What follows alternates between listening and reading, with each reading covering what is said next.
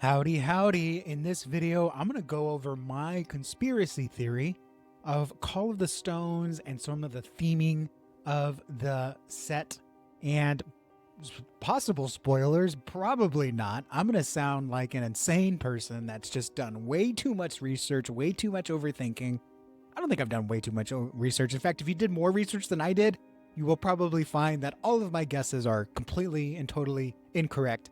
And I'm just a crazy person.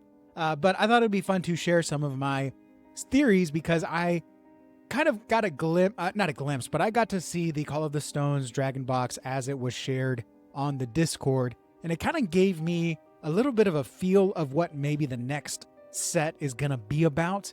And then Wonder's Workshop put out a video a few weeks ago about her theories. So I thought I'd put out some of mine.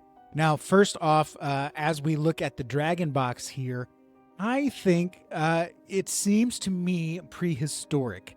And by the way, this is box art. They're going to do away with the box serialization. So instead of it being numbered 1 out of 269, or excuse me, box number 1 of 269, 2699, box number 13 of 2699, they're all just going to be 1 of. So it's just 1 of 2699. So if you do me a favor, as you watch this as well, drop 1 like, 1 comment. Let me know that you watched this and what you think of the video. Does this dragon, to me, this looks prehistoric. It's not as refined as, say, Blensworth Gold Scale. Let me go ahead and pull her up. You know, not as refined as Blensworth Gold Scale. And some of the other dragons as well. They are much more refined, much more regal, much more, I guess, evolutionized, evolutionaried. I don't know what the word is. But this one, you know, much more jagged edged, much more just almost prehistoric looking. Not only that, the name, Call of the Stones. I think the first one we have existence, right? The first is bursting out into existence. The second set is Call of the Stones. So it's almost like everything was birthed into existence and then the stones were calling forth life. The stones were calling forth wonders almost. And so it was like the first birth, these different orbitals, and the stones just couldn't help but create life. Almost like the infinity gems or the infinity stones control the different aspects of the universe. The stones just can't help but create life, to breathe life out of the different orbitals. And so after watching Wonder's Workshop and her theories, she really got me thinking. And she pointed out in the video the 6 released cards, and thinking again through that prehistoric lens, I'm seeing here the Alamboros Roki, which there's another Roki in the existence, right? He's looking pretty, again, rough around the edges, not as refined as some of the cards we're used to seeing in existence.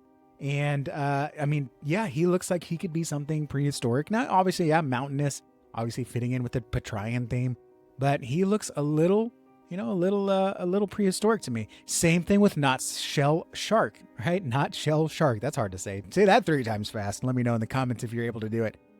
This is a shark here, but it's much more de-evolutionized. In fact, if we look at the sharks here, except for Tharn's Sharkblade, he's a little special looking. But we've got the 3 sharks here. I mean, they are fully evolved. Why do I keep saying evolutionized? They are fully evolved. I mean, they're like humanoid sharks here, but good old Not Shell Shark, he is not. He is old school, right? Almost like, you know, he's created for battle in the other, in the prehistoric realm. So again, more of that prehistoricity comes up to me. And then we've got Fuzzlewur Imberkin.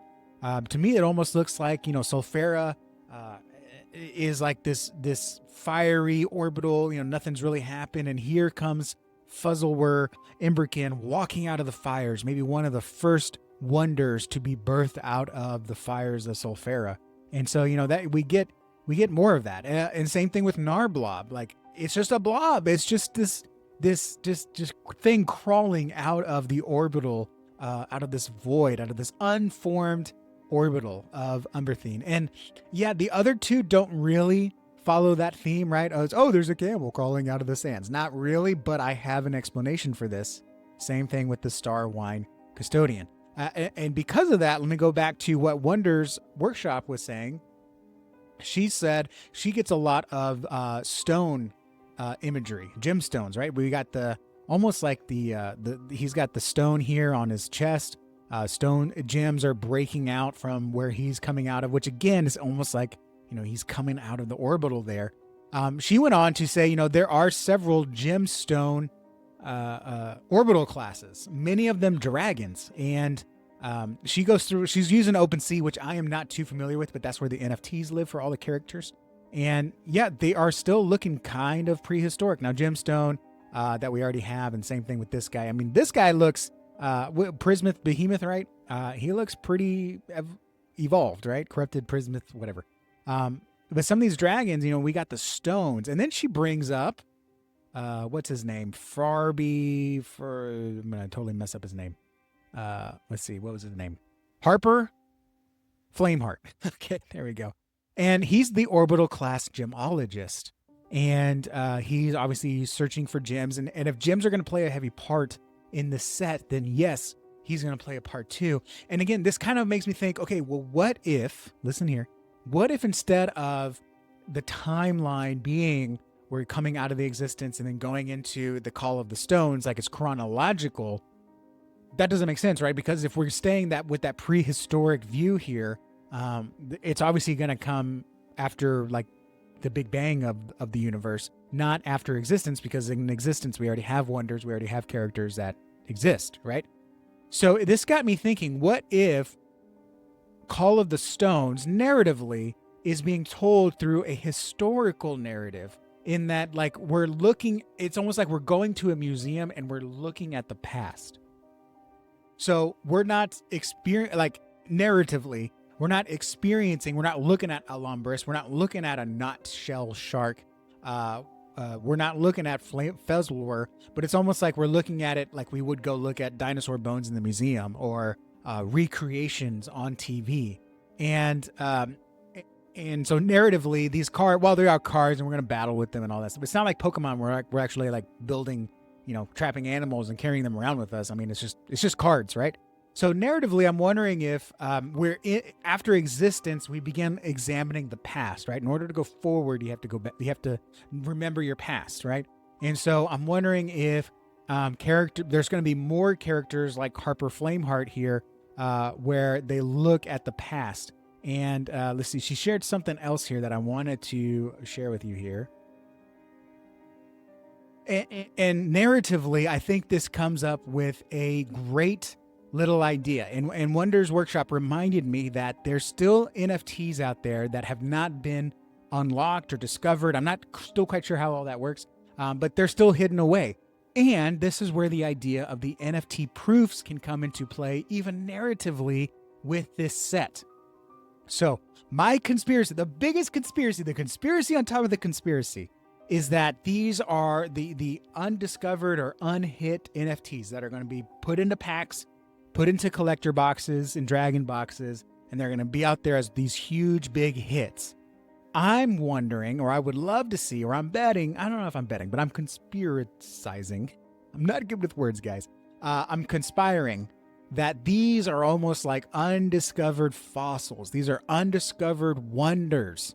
They are things that we're going to have to archaeologically go dig for. And we're going to be discovering these ancient wonders of the world. Now, whether or not these are actually, Harper Flameheart could be one of the, well, I guess he can't be because he's been discovered, but characters like Harper Flameheart could be discovered. It's almost like you're growing your network of archaeologists and curators and librarians. And so that would be so cool if these were like ancient, undiscovered wonders, so to speak. I hope that that this will be like kind of very much flavorful. That also brings me to the other cards here. We've got the camel, but you know what? He's in the desert. It could be maybe like an archaeologist's camel that he's using to travel to different sites. And then same thing for Star Wine Custodian. He could be guarding a museum. The Boundless exists in between orbitals, right? It's not I guess the way I see it, it's not an orbital itself. It like exists in the realm between. It's almost like the quantum foam, but things still exist in there. So I'm wondering if like maybe like a museum is curated outside the orbitals in the boundless space.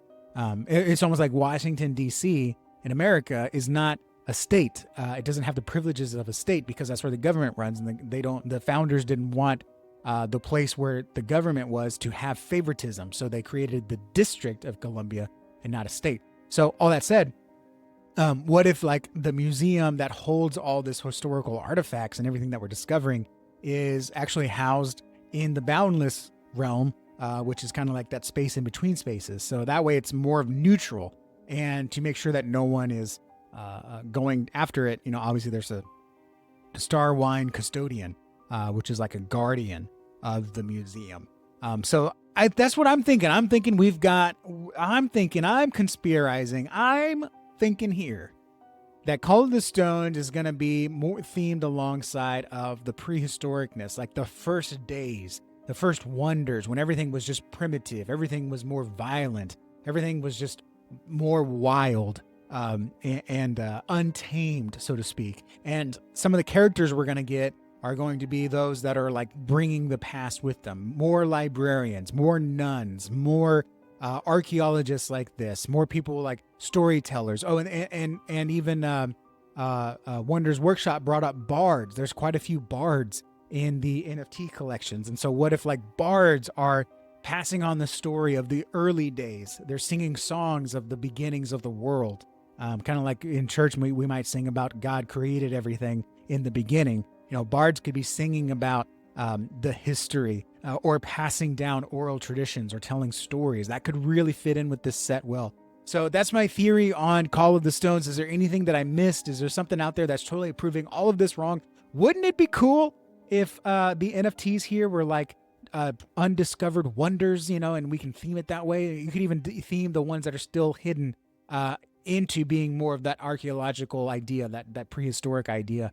And anything else I missed as far as like what you think Call of the Stones could include? Let me know down below. If you like this video, let's chat about and nerd about Call of the Stones together as we wait for play boxes, as we wait for more about the next step, as we wait for the conference season to start, and we can get into more tournament things. Thank you guys for watching.